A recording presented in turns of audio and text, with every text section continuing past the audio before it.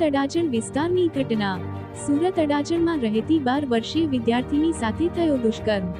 વિદ્યાર્થીનીને ફોસલાવી પડોશી યુવકે ઘરે બોલાવીને બળાત્કાર ગુજાર્યો।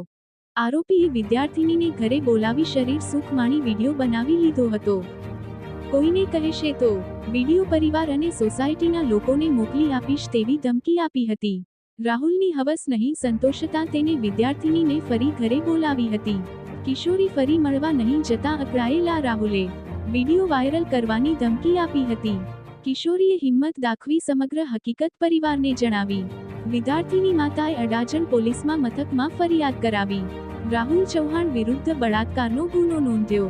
અડાજણ પોલીસે ગણતરીના કલાકોમાં જ આરોપી રાહુલને ચૌહાણની ધરપકડ કરેલ છે। DD report Surat.